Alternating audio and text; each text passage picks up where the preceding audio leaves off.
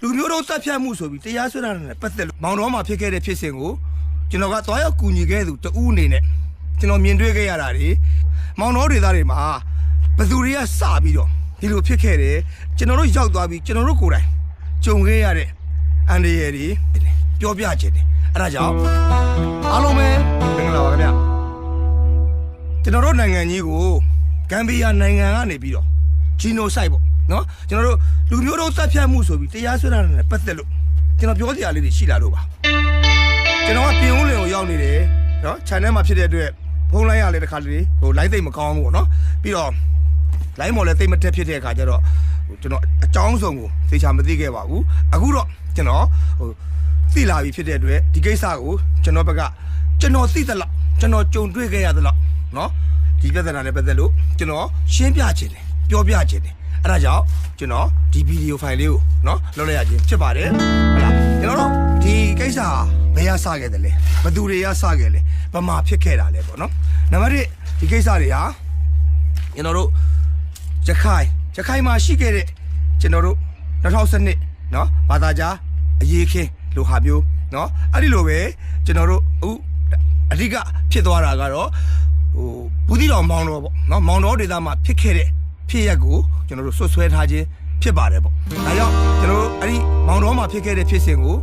ကျွန်တော်ကသွားရောက်ကူညီခဲ့သူတဦးအနေနဲ့ကျွန်တော်မြင်တွေ့ခဲ့ရတာတွေကျွန်တော်ကြုံတွေ့ခဲ့ရတာတွေကျွန်တော်တို့ပြန်ပြောပြတာတွေနဲ့ပတ်သက်ပြီးကျွန်တော်ကပြောပြခြင်းနဲ့ဗျဒါကြောင့်ကျွန်တော်ဒီဗီဒီယိုလေးကိုရိုက်ကူးဖန်တီးခြင်းဖြစ်ပါတယ်နော်အဲ့လိုသွားပြီးကူညီခဲ့တဲ့နေရာမှာဖြစ်စဉ်ပြီးချင်းကျွန်တော်တို့5ရက်အတွင်းကျွန်တော်တို့အဲ့ဒီကိုရောက်သွားခဲ့တယ်အဲ့ဒီထဲမှာလည်းကျွန်တော်ရဲ့မမောင်သက်ကျွန်တော်တန်ငယ်ချင်းနောက်တစ်ခါစေဝင်းတန်းကျွန်တော်တို့ရန်ကုန်ကနေကျွန်တော်3ရောက်သွားတယ်ဒီလိုပဲကျွန်တော်တို့ရခိုင်စစ်တွေရနေပြီးတော့ဆရာဝေဟင်အောင်เนาะစာရေးဆရာဝေဟင်အောင်ပြီးတော့အန်သားကြီးเนาะအမ်းမြို့မှာနေတဲ့ရခိုင်အမ်းမြို့မှာနေတဲ့အန်သားကြီးကျွန်တော်တို့တွေဟာအဲ့ဒီနေရာကိုအစောလင်ဆုံးရောက်သွားခဲ့တဲ့အဖွဲ့ထဲမှာပါတယ်ပေါ့เนาะကျွန်တော်တို့တွေကြုံတွေ့ခဲ့ရတဲ့အကြောင်းအရာတွေဘယ်လိုတွေဖြစ်ခဲ့တယ်မောင်တော်ဒေသတွေမှာဘသူတွေကစပြီးတော့ဒီလိုဖြစ်ခဲ့တယ်ဒါကိုကျွန်တော်တို့အဲ့ဒေသမှာရှိနေတဲ့နေထိုင်တဲ့သူတွေ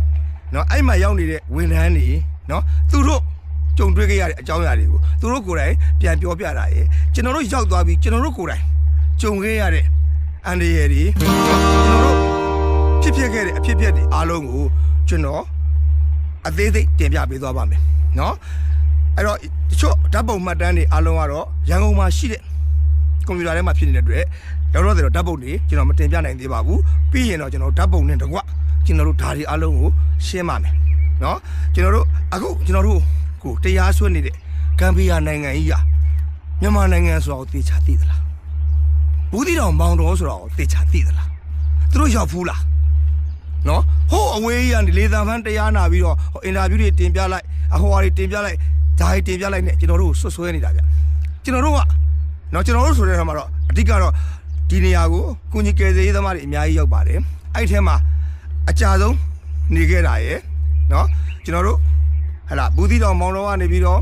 ကျွန်တော်တို့ရှိတဲ့ကျင်းချောင်းเนาะအဲ့ရလူတွေကယ်ထုတ်ခဲ့ရတာတွေเนาะကျွန်တော်နေဆက်လုံးဝလက်ချက်စီယိုးမှာရှိတဲ့တောင်ပြိုလက်ဝဲတို့ဘန်ဒူးလာဆိုတဲ့ရွာတွေထိကျွန်တော်ရောက်ခဲ့တယ်ဒီအကြောင်းအရာတွေရယ်နောက်ပြီးတော့အဲ့ဒီရွာတွေမှာအဲ့လိုဖြစ်စဉ်တွေမှာခုနအထီးကယုံဖြစ်အောင်ဟလာကျွန်တော်တို့မလုတ်ခဲ့တဲ့ရွာတွေဘာသာကြားရွာတွေအများကြီးရှိပါတယ်အဲ့ဒီရွာတွေမှာကျွန်တော်ဖြတ်သွားတယ်ဖြတ်လာတယ်ပုတ်တွေဝယ်စားတယ်ဒီလိုပဲကိုကြီးကယ်ဆယ်ရေးတွေသွားရင်ကြားထဲမှာသူတို့ရွာတွေထဲမှာကျွန်တော်ထဲဝင်ဟာလာသွားလာခဲ့တာဘာမှမရှိဘူးဗျနော်အဲ့တော့အဲ့ဒီဒေသမှာနေထိုင်နေကြတဲ့နေရင်းဆွဲလူတွေနဲ့နော်နေရင်းဆွဲဘာသာကြားတွေနဲ့အခြားဖြစ်သွားတဲ့အဖြစ်ပေါ်မှာပါတဲ့ရွာတွေနဲ့ဘလို့ကွာခြားလဲဆိုတာရနောက်ပြီးတော့လူဦးရေပေါက်ကွဲမှုဖြစ်တဲ့အဲ့ဒီရွာတွေပေါ့နော်ကျွန်တော်အိမ်တေကိုကြည့်လိုက်မယ်ဆိုလို့ရှိရင်အိမ်ကတော့ခတ်သေးသေးပဲအထက်မှာလူ340 50နေတယ်ဗျအဲ့ဘလို့တွေနော်လူတွေကနေကြသလဲဆိုတာတွေကိုကျွန်တော်သိရှိခဲ့ရသလောက်မှတ်တမ်းတင်ခဲ့ရသလောက်အဲ့ဒါတွေအားလုံးကိုကျွန်တော်ပြန်ပြီးရှင်းပြပေးမှာဖြစ်ပါတယ်ဒါကြောင့်ကျွန်တော်တို့အဲ့လိုကယ်ဆယ်ရေးကိစ္စတွေကိုသွားခဲ့တဲ့ပေါ့နော်ရန်ကုန်ကလာအတင်းနေရေးရပေါ့မြန်မာပြည်အနေနဲ့ကလာတဲ့သူတွေအားလုံးထဲမှာတော့အစောလင်ဆုံးရောက်တဲ့သူနဲ့ဟဲ့လားကျွန်တော်တို့အကြဆုံးနေခဲ့တဲ့သူဖြစ်တဲ့ကျွန်တော်တို့ကနေပြီးတော့ဒီကိစ္စတွေနဲ့ပတ်သက်လို့ကိုယ်တိုင်ကြုံတွေ့ခဲ့ရတာရယ်ပြန်လဲကြားသိခဲ့ရတာရယ်အဲ့ဒါတွေအားလုံးကိုဓာတ်ပုံမှတ်တမ်းမှတ်ရရတဲ့ကျွန်တော်တို့ရှင်းပြပေးပါမယ်ခင်ဗျာကျေးဇူးတင်ပါတယ်ပြန်ဆုံပါမယ်ကျွန်တော်အပိုင်းလိုက်ဆက်ပြီးတော့တင်ပေးသွားပါမယ်ခင်ဗျာကျေးဇူးတင်ပါတယ်ခင်ဗျာ